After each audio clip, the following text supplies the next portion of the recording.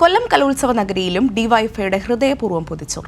കലാമാമാങ്കം ഉച്ചസ്ഥായിലെത്തിയപ്പോഴാണ് ഡിവൈഎഫ്ഐയുടെ പ്രവർത്തകർ സ്നേഹപൊതിച്ചോർ വിതരണം ചെയ്ത് ഏവരുടെയും മനസ്സ് കീഴടക്കിയത്.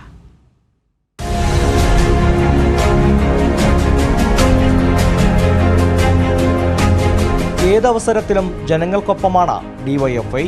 കലോത്സവ നഗരിയിലും പൊതിച്ചോർ വിതരണത്തിലൂടെ അവർ ജനങ്ങളുടെ മനസ്സ് കീഴടക്കി. നല്ലൊരു പ്രവർത്തനമാണ് നടത്തുന്നത്. കാരണം വിശന്നിരിക്കുന്ന ആൾക്കാർക്ക് ഇപ്പോൾ ഇവിടെ തന്നെ ആണെങ്കിലും എല്ലാവർക്കും ഭക്ഷണം എത്തിച്ചേരുന്നില്ലല്ലോ. അപ്പോൾ അതിൽ കിട്ടാത്തവർക്ക് അതൊരു എത്തിക്കുന്ന വലിയൊരു സഹായമാണ്. ഈ പ്രോഗ്രാമിൻ്റെ ഇടയ്ക്ക് ഫുഡ് കഴിക്കുന്ന പാടാ ഫുഡ് വാങ്ങിക്കാനൊക്കെ അപ്പം എനിക്ക് തരുന്നതിൽ സന്തോഷം. ഈ സമയത്ത് ഇത് കൊടുക്കുന്ന ഏറ്റവും വലിയൊരു കാര്യമാണ്. പൊതിച്ചോറ് അത് ഡിവൈഎഫ്ഐ നമ്മൾ എടുത്തു പറയേണ്ട ആവശ്യമില്ലല്ലോ. ഡിവൈഎഫ്ഐ ചെയ്യുന്ന കാര്യങ്ങൾ എന്ന് പറഞ്ഞാൽ കോവിഡ് കാലത്തൊക്കെ നമ്മൾ കണ്ടതല്ലേ.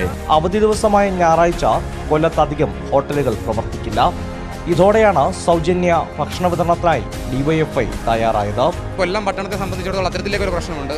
ഹോട്ടലുകളിൽ ഭക്ഷണം പല ഹോട്ടലുകളും അവധിയായിട്ടുള്ള ദിവസമാണ് ഞായറാഴ്ച. തീർച്ചയായും ഇവിടെ വരുന്ന ആളുകൾ ഈ ഉച്ചസമയത്ത് ഭക്ഷണത്തിന് വേണ്ടി അലയരുത് എന്ന ഒരു ഇത് മുൻനിർത്തിയാണ് ഇന്ന് ഞായറാഴ്ച തന്നെ ഇത് ഏറ്റെടുത്തത്.